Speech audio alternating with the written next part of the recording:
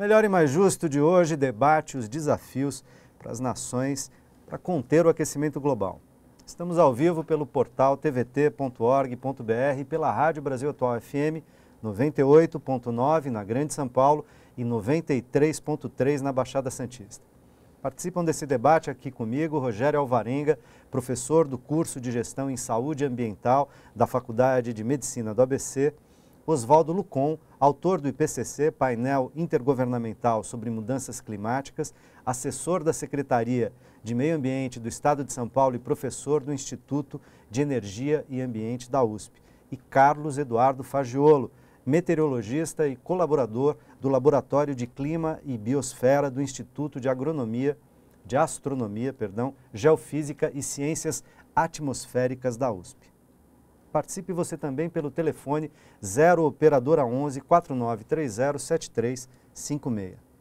No planeta Terra, tudo está interligado. As mudanças climáticas indicam um certo desequilíbrio, eu diria grave, nessa grande teia de sistemas que interdependem um dos outros.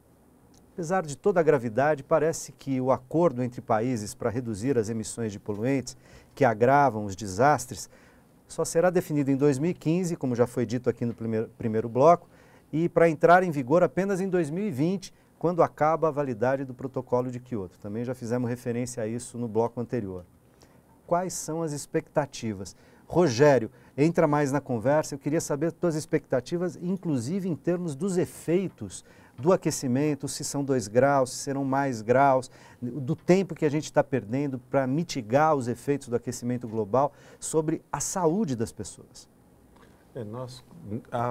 Dentro da área da saúde, da gestão em saúde, como nós trabalhamos, nós vivemos entre 2 grupos muito gritantes. Um que diz que isso tudo é natural, que não acredita no tal da mudança climática, que diz que isso é um fenômeno natural, e outro que, de fato, acredita e trabalha com isso. Nós trabalhamos com todas as vertentes e todos os conhecimentos para tentar chegar a algumas conclusões. Nós estávamos discutindo aqui, 2 graus, 4 graus, qual que é a nossa meta? A palavra-chave de nossa última discussão é a mitigação, né? Mitigação. Nós estamos falando aí da questão de economias, economia hoje se fala muito, você vai nas bibliotecas, nas livrarias, você vê milhares de títulos sobre economia verde. E o grande problema dos países em desenvolvimento é justamente a desaceleração que qualquer processo de diminuição de consumo ou de produção de gases de efeito estufa faria em seu crescimento econômico. Então, como eu estava dizendo lá fora, eu tenho dificuldade ainda de entender o que é desenvolvimento sustentável, muita dificuldade, de chegar a um conceito claro de como se faz isso dentro de uma sociedade como a nossa. E, principalmente, de entender como o ser humano, ou como a saúde do ser humano, né, não só a saúde do trabalhador, mas a saúde da sociedade, vai ser tratada diante destas mudanças que elas de fato existem. Eu sou do grupo que acredita que existem e está vendo, porque eu estou vendo a poluição, eu estou sentindo os problemas aéreos, aí as pessoas estão com muitos problemas respiratórios, as pessoas têm problemas circulatórios por conta de variações de temperatura, as pessoas estão apresentando muitas outras doenças, e nós hoje estávamos fazendo um trabalho, estamos terminando um artigo científico sobre contaminação por metais pesados dentro da alimentação humana. Então, tudo isso nos traz o seguinte entendimento. Há um aumento, são 2 ou 4 graus, eu vou jogando as perguntas, né? Parece que eu vim só fazer perguntas, mas a minha preocupação é essa polêmica toda que começou há tanto tempo atrás, que hoje está em Lima, amanhã está em Paris, né? Passamos por Varsóvia, toda hora nós estamos passando por um país diferente, com grupos que estão estabelecidos. Ela contempla um entendimento da saúde humana, ela contempla essa discussão, ou ela está preocupada primeiro em entender o conceito? Nessa discussão de entender o conceito, como faremos para aliviar as questões que hoje já existem? A poluição, a quantidade de de material particulado que nós temos no ar, CO2, nós temos uma série de outros materiais particulados aí, CO2 como gás, mas material particulado que sai dos escapamentos dos veículos, desmatamento. E a agricultura, a pecuária, que são todas produtoras de gases de efeito estufa. Como que nós trabalhamos essas questões? Nós temos tecnologia já, nós estamos trabalhando a tecnologia, nós estamos desenvolvendo novas tecnologias e as nossas preocupações com relação a isso essas tecnologias, elas chegam até nós ou nós ainda pensamos no crescimento econômico como a única vertente de atingir um patamar de um país, né, como ele estava dizendo, de um país que é extremamente desenvolvido, como a Alemanha, né, e outros. Isso é possível ou nós vamos ficar ainda no grupo dos 77 mais um, não é isso? Eu queria ouvir o Carlos, para a gente rodar um pouco a palavra, e vou aproveitar já colocar a pergunta da Cristina Lopes, feita via o portal da TVT, que tem a ver com o que estamos dizendo, no seguinte sentido, ela diz: o que cada cidadão pode fazer para ajudar e para pensar nesse assunto? Isso porque só ouvimos falar em grandes números e acaba parecendo muito longe da nossa realidade. E eu queria engatar a pergunta da Cristina, uma pergunta minha, na condição de leigo aqui, de cidadão, de não esperto, de não ter expertise nesse campo científico. Carlos, o seguinte, quer dizer, até há uma polêmica aberta, né, por uma agenda multifacetada, né? A agenda do clima é multifacetada. Como disse Oswaldo, parece que essa é uma agenda comercial. Quer dizer, os interesses comerciais acabam pautando essa agenda, dizendo como que vai ser, para onde vai ser. Ela é, ao mesmo tempo, uma agenda política. Então, uma agenda de disputas e de interesses políticos dentro dos países e entre países. A gente vê aqui disputas e tensões internas do Brasil entre níveis de governo federal, estaduais, municipais, por uma agenda que deveria ser comum, né? A gente tem uma agenda no campo econômico, quer dizer, você tem, digamos, equações difíceis de resolver, porque de fato você tem graus de miséria, de fome, precisa gerar renda, precisa gerar trabalho, precisa gerar produção, etc. E nós temos um modelo, né, uma estrutura produtiva que é emissora. Como mudar esse quadro para continuar produzindo alimentos? Isso não se fará, alimento e outros insumos, transporte, mobilidade, etc., não se fará em uma semana, em um mês, em um ano, etc. Quer dizer, os desafios são muito grandes, em muitos campos, geram muitas polêmicas a ponto da mídia e do debate educacional, inclusive, feito com a população, se colocar num lugar é meio confuso. Assim, bom, mas será que é isso mesmo? Quer dizer, aquilo que a gente faz tem alterado o clima, os ventos, a ter chuva, não ter chuva nas cidades, as maiores estiagens que a gente tem experimentado no Brasil, em outros países, aumento dos níveis do oceano. Estão dizendo, olha, Miami daqui a pouco está ficando submersa, algumas cidades, umas partes, né, naturalmente não tudo, tal, regiões muito baixas. O quanto que a gente consegue discernir, né, esses elementos, é muita coisa que está em jogo. E você dizia aqui, reverter acho que não tem mais jeito, né? Nós temos que colocar a discussão em outro ponto. É possível sustentar em algum lugar, não reverter, mas parar de destruir, né? Perfeito. Eu acho que coloca a discussão no centro. Para mim, acho que a melhor referência que a gente tem, como a gente já conversava, são os relatórios do IPCC. É um calhamaço, é muita coisa, poucas pessoas leem tudo aquilo, porque de fato é muita coisa. Mas, se a gente reparar, a divisão no IPCC são 3 grandes grupos. O primeiro grupo, o grupo do pessoal mais cientista, do pessoal da universidade, as bases físicas para a gente entender o que está acontecendo. O segundo grupo, também o pessoal da universidade, técnicos, especialistas, vão analisar o quê? Os impactos, as vulnerabilidades e as possibilidades, as formas de adaptação. Então, a gente já caminha para a adaptação. E o terceiro, que diante do quadro que a gente tem, né, o que a gente tem que fazer é buscar mitigar, né, a mitigação. Aí, a negociação, achei bom a hora que o professor fala da negociação, do ponto que está, porque o que acontece? Toda essa negociação é para a gente ganhar tempo para conseguir se adaptar para o estrago que está dado. O estrago é dado. A gente está vivendo uma crise hídrica em São Paulo sem precedentes. E a gente está vendo pelo mundo todo acontecer nevascas como nunca houve.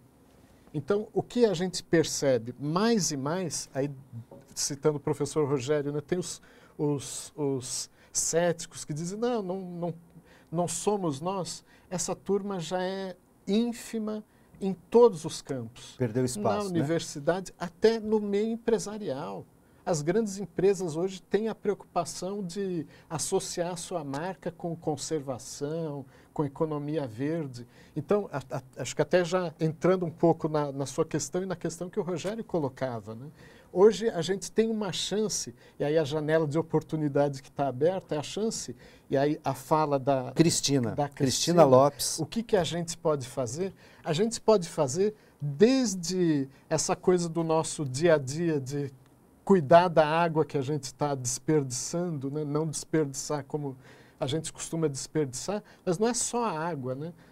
No nosso modo de vida, o consumo desenfreado, a gente tem que ver que vamos tomar mais cuidado, as famosas sacolinhas de supermercado, tudo isso já faz parte. Então, a hora que a gente começa a mexer com isso, a gente começa a fazer um pouquinho. Mais que isso, a gente tem que cobrar das autoridades. Porque eles são os nossos representantes, eles vão ter a função, em nome de milhões, de decidir e de tomar os caminhos que podem ser tomados. A hora que o professor fala da janela de oportunidade que se abriu, é que com essa consciência no mundo todo, a pressão em cima deles é tamanha que China e Estados Unidos, que nunca quiseram assinar nada. O protocolo de Kyoto, de 97, foi 2 anos depois do AR2, de 95, que se esperava tanto, eles não só eles não assinaram, como outros foram saindo com o tempo e morreu por isso, né? Até o Japão saiu do protocolo assinado em Kyoto. Né? Então, o que a gente japonês. Busca, e aí entrando na expectativa, né, para a COP21, a gente busca que tenha um acordo aí. Se a gente conseguir um acordo para tentar chegar até o fim do século perto dos 2 graus a mais, só 2 graus a mais, nós já vamos estar fazendo um grande benefício. E uma grande mudança de cultura, não só cultura política, mas também cultura do cidadão, de intervir. Deixa o Oswaldo entrar na conversa também. Oswaldo, eu já vou emendar uma outra pergunta, que é do Flávio Duarte, também via o portal da TVT. Ele pergunta o seguinte: dentro de alguns anos, como todos esses problemas podem afetar a nossa vida diretamente e em que pontos eles serão mais fortes, afetarão de forma mais intensa? Como podem afetar, é a pergunta?